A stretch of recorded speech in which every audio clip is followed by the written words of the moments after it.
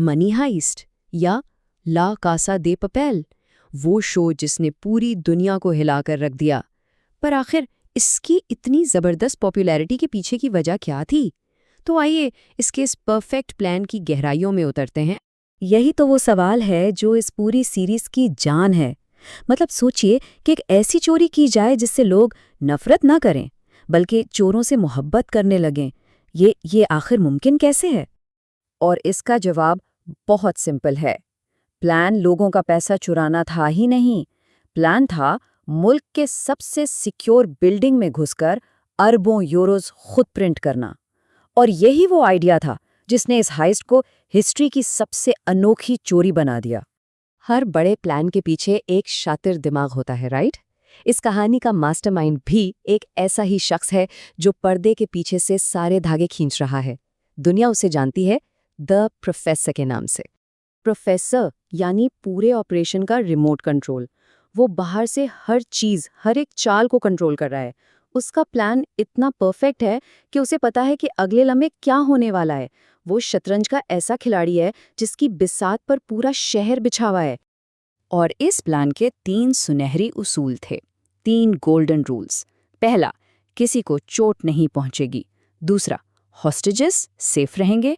और तीसरा, पैसा छापने में जल्दी नहीं करनी, क्योंकि मकसद सिर्फ पैसा नहीं, लोगों का दिल जीतना भी था। ये दिखाना था कि वो चोर नहीं, सिस्टम के खिलाफ एक आवाज़ हैं। अब जाहिर है इतना बड़ा प्लान कोई अकेला तो नहीं कर सकता। इसके लिए प्रोफेसर ने पूरे मुल्क से ऐसे लोगों को इकट्ठा किया जो अपने काम के माहिर तो थे, लेकिन जिनकी जिंदगी में खोने के लिए कुछ भी नहीं बचा था। पहचान छुपाने के लिए हर मेंबर को एक शहर का नाम दे दिया गया। और ये टीम क्या अजीब मिक्सचर थी लोगों का। कोई बहुत जज्बाती तो कोई बिल्कुल पत्थर दिल। लेकिन इस एक मिशन ने इन सब अजनबियों को एक फैमिली बना दिया। तो प्लान रेडी है, टीम तैयार है, और अब एक्शन का टाइम है। वो लम्हा आ गया है जिसकी तैयारी सालों से चल रही थी। उनकी मंजिल the royal mint of Spain. Mission बिल्कुल साफ है। स्पेन के रॉयल मिंट के अंदर जाओ, दरवाजे बंद करो और बस इतना वक्त निकालो कि 2.4 बिलियन यूरोज छाप सको। ये सिर्फ एक चोरी नहीं थी, ये सिस्टम के मुंह पर एक तमाचा था।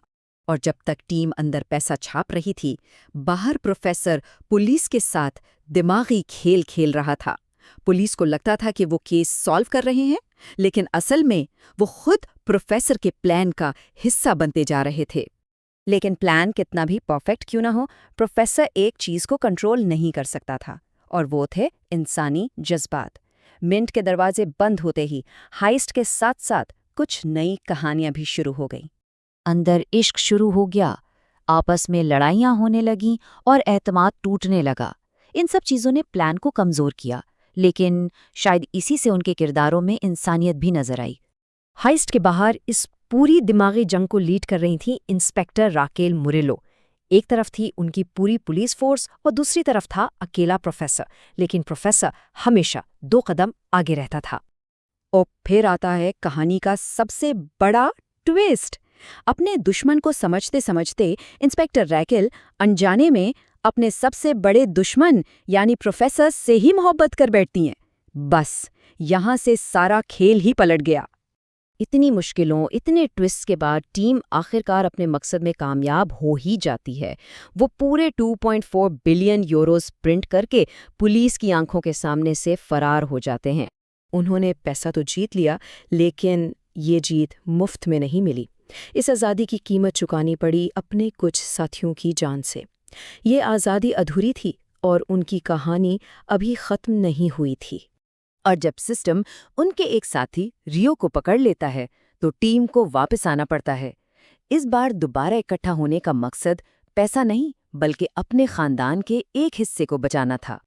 हाँ, रियो को बचाने के लिए टीम एक नया प्लान बनाती है, पहले से भी ज्यादा बड़ा और पहले से भी कहीं ज्यादा खतरनाक। अब ये चोरी पर्सनल हो चुकी थी। इस बार निशाना था बैंक ऑफ स्पेन और माहौल बिल्कुल एक जंग जैसा था। एक तरफ टीम तो दूसरी तरफ पूरी रियासत।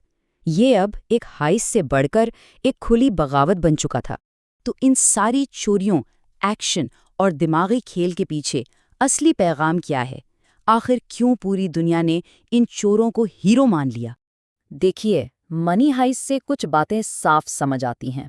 एक, कि अगर प्लान जबरदस्त हो तो कुछ भी नामुमकिन नहीं। दूसरा, कि टीम वर्क से बड़ी कोई ताकत नहीं। और शायद सबसे अहम सबक ये कि जब निज़ाम आपकी आवाज़ ना सुने तो उसके खिलाफ खड़ा होना ज़रूरी हो जाता है। शायद इसी बगावत के जज्बे ने लोगों को इस शो से जोड़ दिया। तो आखिर में बस एक ही सवाल रह जाता है, क्या ये लोग सिर्फ मुजरिम थे या उन लोगों के लिए एक उम्मीद की निशानी बन गए जो सिस्टम से तंग आ चुके हैं? इसका फैसला ये शो हर देखने वाले पर छोड़ देता है।